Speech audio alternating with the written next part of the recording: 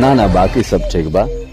रउआ बाकी के माल ना गोदाम पर भेजवा दी, हम अपन आदमी भेजते हैं। ठीक बा। महेंद्र चाचा कहा रे, काहे आफत रे? नीलम के देखने अनु को मंगरुआ का लड़का के साइकिल पे घूमत रही। का जी शेरवा जी मालिक। कभी जाके पकड़ के लाओ तो ओकरा तनी हमहू तो देखी कि कौना के माई बाप बियौले बिया। ये महेंद्र पांडे के घर के ऊपर भूला न जाता। जंसन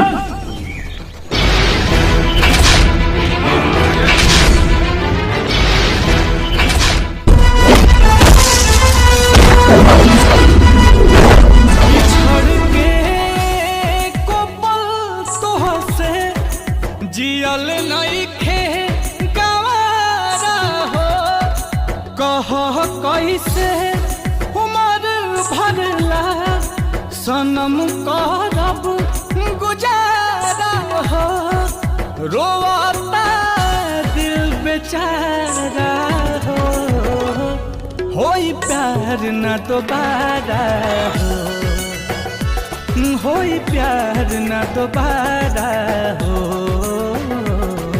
होई प्यार न दोबारा हो, होई प्यार न दोबारा हो।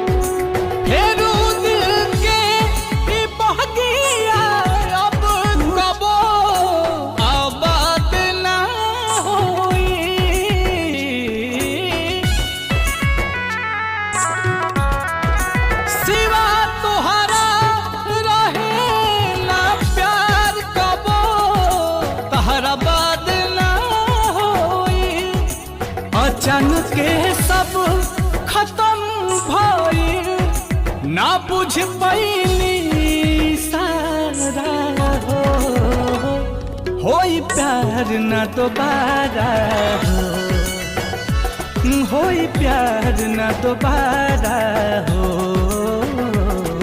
होई प्यार न दोबारा हो, होई प्यार न दोबारा हो।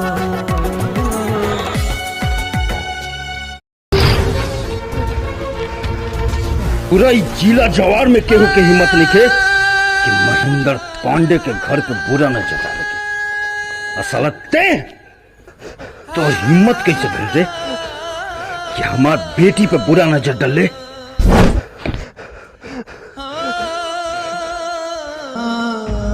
तोहरा औकात का बारे? मैं औकात के का तो मालिक, हम तो प्यार कर ले रहे।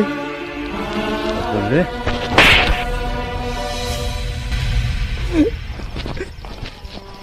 प्यार करे खातिर परिवार के बीच जिंदा होल जरूरी बा।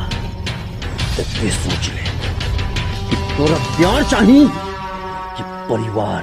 हमको परिवार चाहिए बल्ले, परिवार चाहिए। तो सुन, अभी क्या भी गांव छोड़ के चले जाओ, बुझले?